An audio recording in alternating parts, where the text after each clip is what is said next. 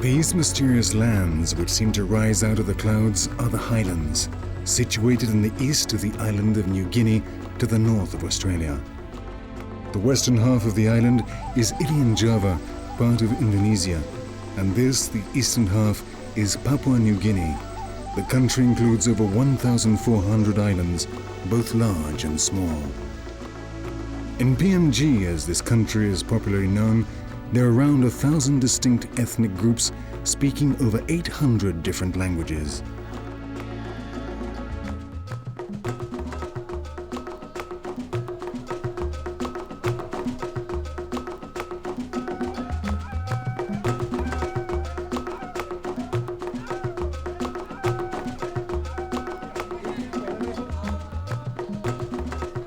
The fierce nature of these tribes, the practice of cannibalism, and the fact that some groups cut off the heads of their enemies made this island a fearful place, which travelers tried to avoid.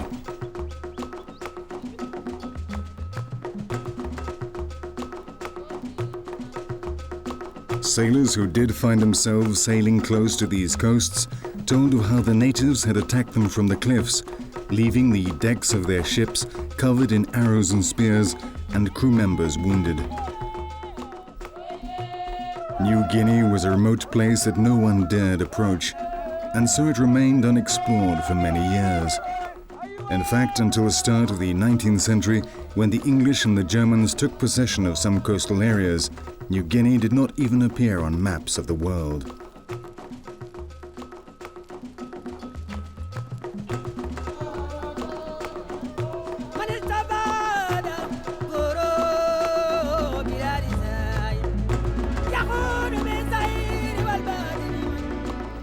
And here in the Highlands, there was no contact with the natives until the 20th century, 1930 to be precise, when Michael Leahy and Michael Dyer, searching for gold, climbed the eastern flanks and discovered 1 million people belonging to over 400 different tribes.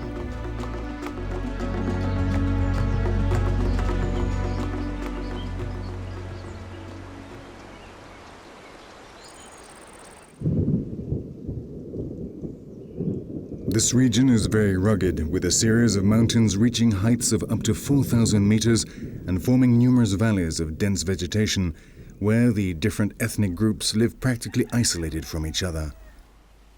The majority of the villages are inhabited by just one family or a single clan. The houses are made of bamboo with roofs of palm leaf. Yam, juca, maize, and sweet potatoes make up their daily diet. The main source of protein comes from the pigs, which they take great care of. They live in an enclosure joined to the house and are the sign of their wealth.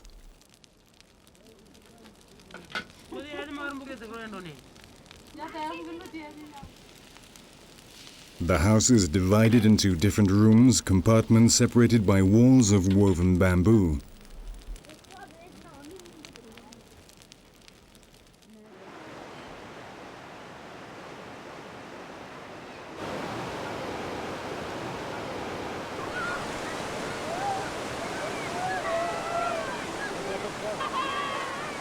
Another source of protein is fish, which they catch in the many rivers in the region.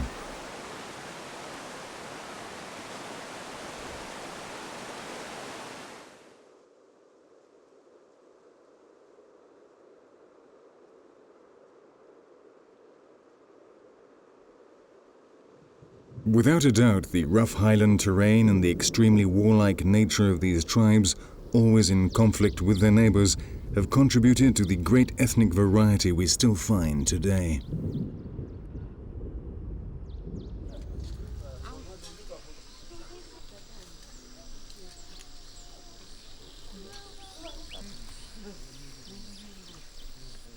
Each group decorates their bodies in different ways, specific, characteristic colors and designs. They paint themselves for many different ceremonies, but perhaps the most typical is the sing-sing, a ceremony at which they dance and sing. Sing Sings are organized to celebrate many different things, though some take place on specific days each year, and for these many different tribes come together, arriving from even the most remote villages.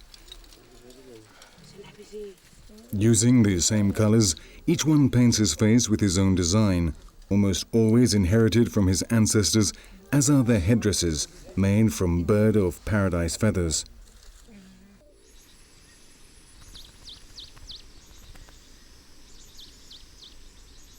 The bird of paradise is now a protected species and can only be hunted with bow and arrow before the Sing Sing.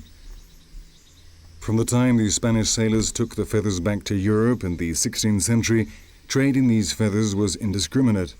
All over the world they were greatly prized as decoration in theatre shows.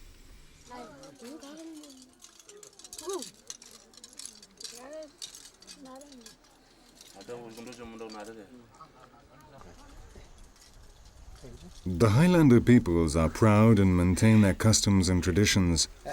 Despite the daily impact of Western influence, they never miss an opportunity to show off their feathers.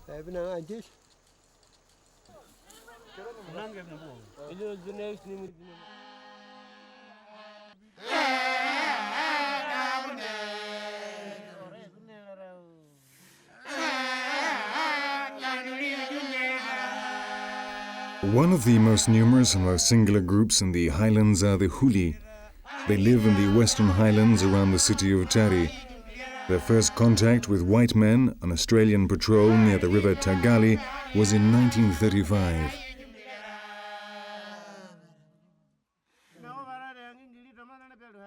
They normally go bare-chested. They have belts made of fibers, and hanging from them there is always a hungoya, a knife made from the tibia bone of the cassowary, a flightless bird slightly smaller than the ostrich and which is very common in PNG. In their rituals, they paint their faces with red and yellow clay and vegetable dyes. At the initiation ceremony, a hole is drilled through the nose into which they will later insert pig's teeth, feathers, or small pieces of wood. Hanging from the back of their necks, the powerful hornbill beak symbolizes strength and courage in battle. Their large three-peaked hats are made with their own hair and decorated with flowers and cassowary feathers.